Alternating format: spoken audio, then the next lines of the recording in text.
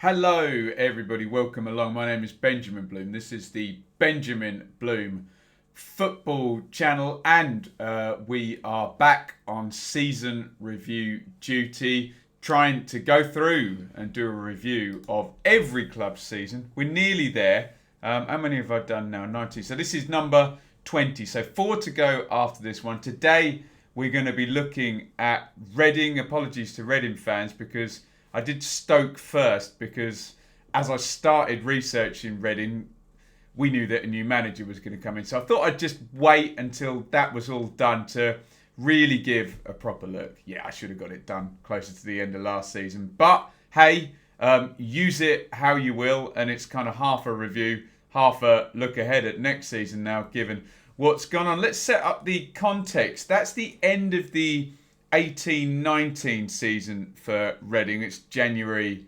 onwards under Jose Gomez. That's the push away from relegation. You can see there, that's decent for a relegation threatened side. Only 4 defeats in there. Some key wins. I remember the arrival of Nelson Oliveira, and just looking March there, 2 late wins there at my team Ipswich and against Wigan, direct rivals. That little splurge of 3 wins in 5 games there, particularly in an 18-19 season context where there were whipping boys at the bottom and the tide wasn't necessarily, certainly as high as it was this season. That little splurge was enough to keep Reading away. Jose Gomez, job done.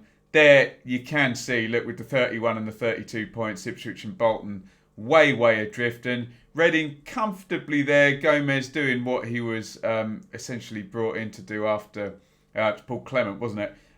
7 points clear of Rotherham, comfortably off, with a couple of games to spare. So that sets us up for 1920, and Reading with this history now of having a manager for not very long, basically since Jaap Stam, and them recycling pretty much every season. So a history of a good few years of instability. Now, here are the departures. So speaking of Jaap Stam, some kind of a clear out there of the last knock-ins of his guys. When I think of Jaap Stam, I do think of Joey van den Berg, who you can see going out there. Jakola, Liam Kelly, who's just come back into Oxford, actually went out as well. You can see Novakovic, Gravenberch and Bodvarsson, a fee there paid for him. Out he goes to the Championship to Millwall. So some sense of a clear out, but for Jose Gomez, some sense of some backing there, because look at that. For a team without parachute payments, 6.75 million transfer mark reporting for George Puskas. Yes, young guy from Inter, should hold value and definitely increase. And Lucas João for nearly 5 million. A lot of money dropped on the front line there. João's been kind of mercurial in the Championship. Been at Sheffield Wednesday. Been on loan at Blackburn. And a bit of a sense that on his day he can, rip you a new one, but he doesn't have his day very often. So a bit of a gamble, but if you can get him playing, a real good player. So some sense that Gomez particularly got backed in the goal scoring stakes there. Raphael coming in from Sampdoria in goal. Charlie Adam, that was an interesting one. Michael Morrison, a seasoned Championship centre back. Lucas Boy on loan. João Virginia on loan. Pele, who'd been at Forest the previous season, on loan. Felipe Arunia, undisclosed. And a couple of really good deals there at the bottom there. Matt Miazga from Chelsea on loan. And Ovie Ejaria, a very good deal that, on loan for the season with an option to buy as well. That's the key with these loan deals. What I'm saying is a real recruitment push from Dai Young, the owner, in Jose Gomez's favour there. And of the non-parachute teams, frankly, a really decent spend. And a nice striking roster now. People like Bulldog already there, Puskas, João, Maite already there, Boye as well. So, a loaded striking roster. A couple of defeats starting the season, but I remember being quite excited. I was actually on holiday. I remember watching this game by the pool. Oh, those were the days, weren't they? Reading hammering Warnock's Cardiff there, and 7 points in 3 games there in that 3-game week in August. I remember, I think, did Ajaria score at West Brom, going away to West Brom, who were a parachute team, going away to Huddersfield, who were a parachute team, and Cardiff as well. A really, really decent week there, and I did get a little bit carried away. However, sorry, let me just do my button up. Absolutely gaping there. You don't want to see that, do you? Look at the next 6 games and 5 defeats in 6, and some mutterings and splutterings and murmurings that some senior players who'd been bombed out, Reading fans will know who they are, causing a bit of a fuss. Gunter and McCleary, we'll just name them. And some sense that the dressing room had perhaps gone. And with that being said, yet again, having had a big splurge and a big recruitment drive in the summer, Reading are going to be without a manager. The defeats had left them in that bottom 3. Poor start, 8 points in 11. Yeah, look, if they'd scored one more goal, they would have been outside the bottom 3. But the overarching narrative is another bad start, Reading in the bottom 3 again, another relegation battle possibly coming, despite that nice spend in the summer. So out goes Gomez on October the 9th there. 3rd manager in 19 months. It's Jaap Stam and Paul Clement. They're going through them, aren't they? Now, this was an interesting one, wasn't it? So, Mark Bowen is working at the club as sporting director, and he steps from sporting director to manager.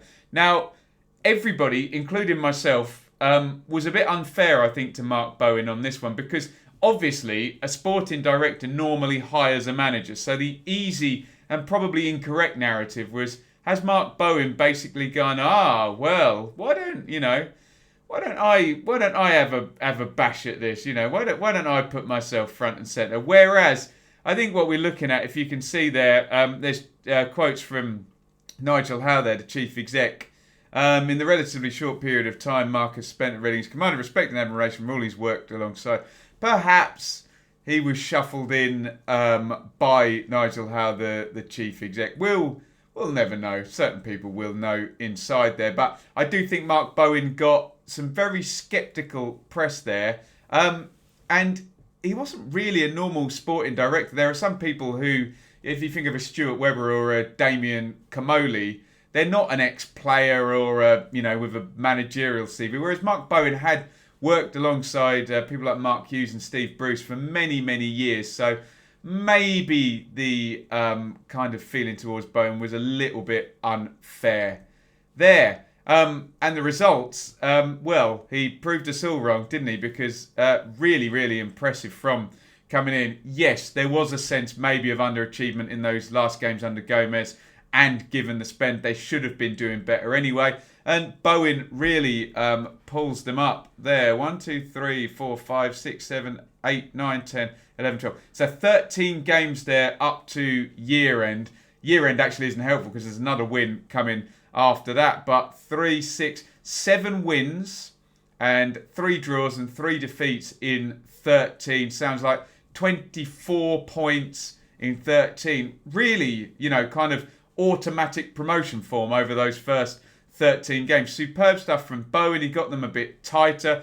I remember his first game, actually. That was a really late win, that one against Preston there. And they just went on from there. However, I was at the second game at QPR, and they played nicely. I remember it being the battle between Ejaria and Eze, and Ejaria went toe-to-toe with Eze in that game. And then, a couple more wins to follow. And away he went. And there are Reading...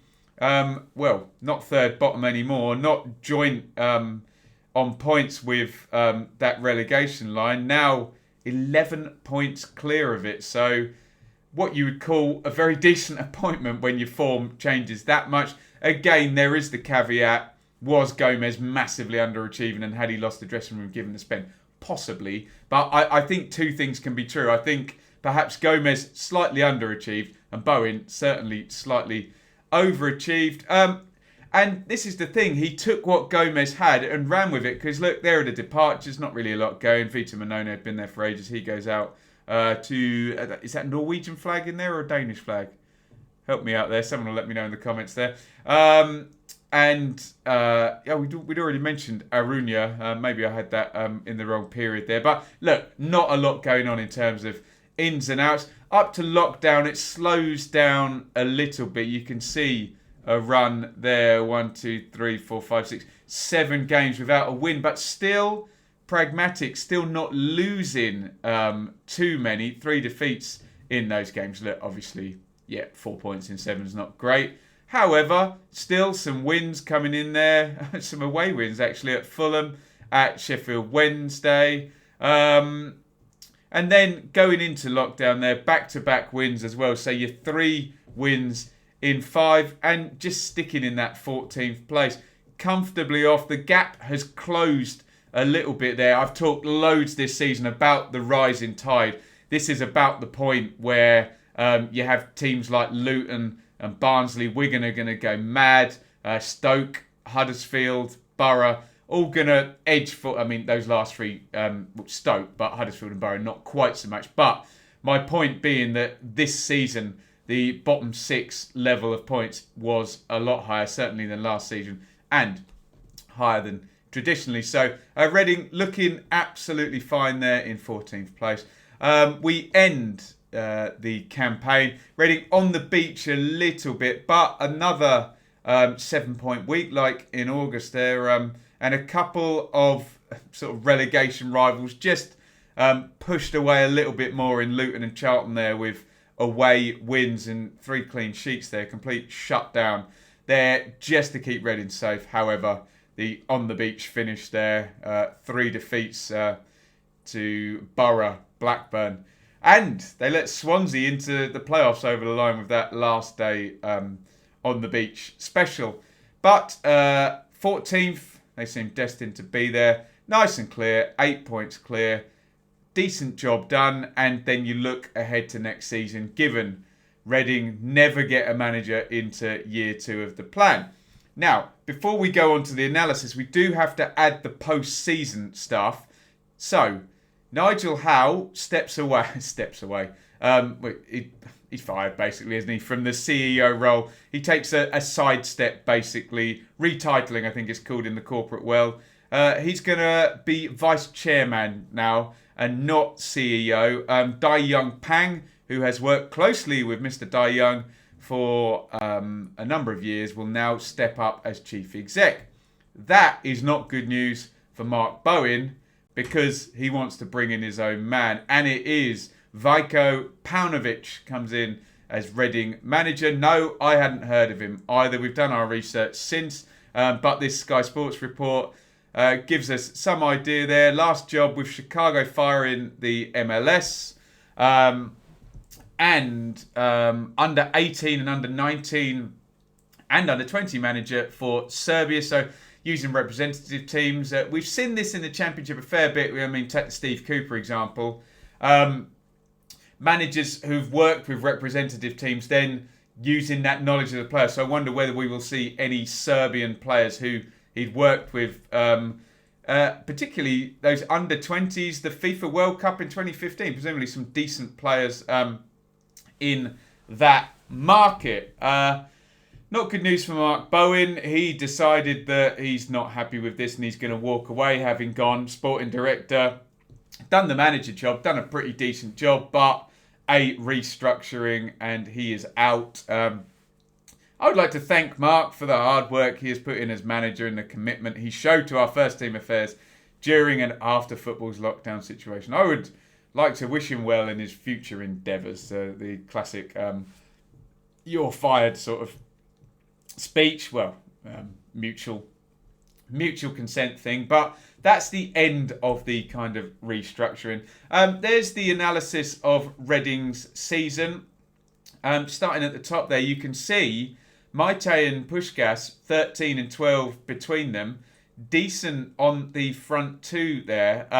On the appearances there, Raphael and Morrison and Swift and Moore all over 40 with Ajaria not far behind. So the the core of a team there. Morrison as ever in the aerials. Swift, a breakout season for him. Look at that, 10 assists and 6 goals for John Swift. And the Who Scored ratings having him very high at 7.22. Will he still be there at the start of next season? Big link to Sheffield United.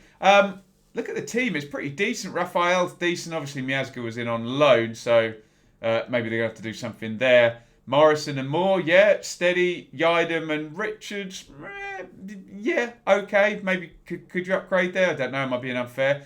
Rinamoto, Swift and Ajaria. I like that a lot. Will Swift still be there? The Ajaria deal has now been done. And I said they're well stocked up front. Pushgas, Maite. You've still got Baldock, who worked under Bowen. And who am I forgetting? The guy from Sheffield Wednesday, Lucas Shaw, as well. So there is the bones of a decent team in there. Looking at next season, it just depends on how Mr. Paunovic does, who comes in and goes out. As always on these season reviews, I put some bullet points up in conclusion here. So the first one there, striker spending. I think when you're backed with, around the 10 million quid mark for 2 strikers, and they did get goals, you can see there in the end, okay, Yao was injured for a bit. I think when you get that money at the start of the season, you're not a parachute team, you need to do better. So, number 2, another manager bites the dust. And that's been the problem with Reading, hasn't it? I just believe you need to get into year 2 of a plan and not just be cycling through manager after manager. Then the Bowen affair disrupted things from the outside, but the on-pitch improvement is the next slide, which is very, very clear. Again, I'd be interested if you are a Reading fan, what your thoughts on are the correlation between Jose Gomez, sorry, too many Portuguese sounding names, Jose Gomez underachieving and Mark Bowen overachieving. How much did the big rise in form can be attributed to either or both of those things? Swift and Ajaria, breakthrough seasons. Swift we've known about for a while at this level and really stepped up. So that's great because now they've got a creative leader, progressive passer, assist maker, goal scorer, etc. Saleable asset. Ajaria as well. Whether if Swift goes, he can step into that position, or they can forge a midfield by keeping the both of them. But really helpful for next season that they both stepped up. You always need those players to come out and be the star guys, don't you? The end of the season was a little bit on the beach, and maybe that colours the perception now going into next season. Then in the close season, you have Howe step aside. That leaves Bowen and a new chief exec, Dion Peng. And in comes Paunovic. And so the issue with 2021, I've just put now, is just the unknown. If you have Mark Bowen still in there, you kind of know what you're expecting. Even a stayed and tried and tested, the names that always come up, Mick McCarthy, Chris Hughton, with championship promotions, maybe they'll be a bit more pragmatic, but you know what you're going to expect. Whereas with Paunovic, we don't know how he's going to adjust to the championship. And frankly, without having done the research or ever watched the Chicago Fire between 2015 and 17 or whatever it was, I don't know how he's going to play or what his philosophy is or how he's going to utilise the players he's got here. So I do feel it is very much unknown, the new chief executive as well. Hey, it could go from 14th upwards into the top half and a nice look. It could go the other way, obviously. But there are assets in there. There are good players. Swift and Ajaria in midfield. Pushkas now second season. Maite's a good player and Yao can do it, can't he? Moore is steady and Raphael was good in goal. So there is a sense he's got some good tools to work with here, Paunovic. So let me know your thoughts on Reading's 2019-20 season and really now what it means for next season. As ever, I come at this video as an outsider. I'm an Ipswich fan, but a championship vlogger. I come as a person who respects every team they talk about. So if you are a Reading fan and you're going to comment on this video and you do feel you know more than me about Reading. That's fine. You probably do. But let's just try and make it a discussion in the comments. Sometimes we get comments on these season reviews. And, what are you talking about my team for? It all gets a bit juvenile. People don't like it. So if you do know more than me, why not educate me? And why not let's have a discussion in the comments? I will read all of the comments, but it's much better if we get a discourse going rather than don't talk about my club. I know more about my club, which does tend to happen. People are a bit territorial when they're football fans, aren't they? I would love your input, though, as a Reading fan on any of my hypotheses or ideas. Even if you think I'm wrong, let me know. Let me know why. And then the tide rises and we all learn more, don't we? So, like I said, that is the, what have we got? 20th of our season review videos. Do get your comments in and check that out. For some reason, I haven't attached my normal plugs, so I'll try and remember them. Comment, like, subscribe on the video. You can join the Fantasy Premier League. The code will be at the end of every single one of my other videos, but I haven't put it in the slides here for whatever reason. And all of these shows are available as a podcast. Just type in the Benjamin Bloom Football Show into Acast, Stitcher, Podbean, iTunes, wherever you get your podcasts. You can support the channel financially via Amazon Shopfront. It is amazon.co.uk/shop/the Benjamin Bloom Football Channel. Bit of fun there. Basically, I'm an Amazon influencer. So I make a load of lists. And if you don't want to support me directly, you can go and have a look. And if you want to buy any of those products, maybe you're a YouTuber, I've put all of the stuff I use in this room as a list. Maybe you want my lights, maybe you want my microphone or whatever. You go and buy and I get a little bit of a kickback, which is great. You can support on Patreon as well. I have no job. I'm making a real go of this channel now.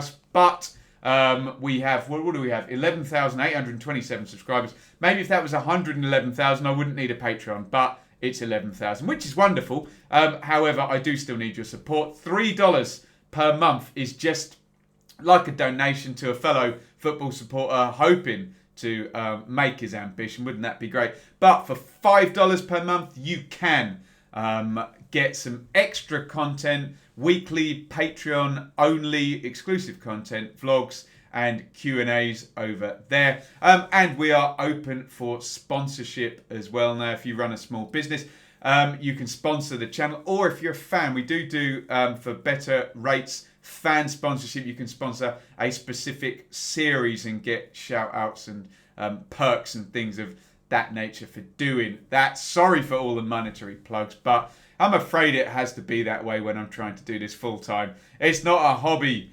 anymore. Well, it is a hobby, but I still love it and we're trying to make it full time, so I could do with your help. Anyway, it's not all about me. This video is about Reading and their 2019-20 season, so do get your thoughts in via the comments. I promise I'll read all of them and hopefully learn from some or all of them. Right, thank you for watching. Busy day today. Already got the football update video, so check that out.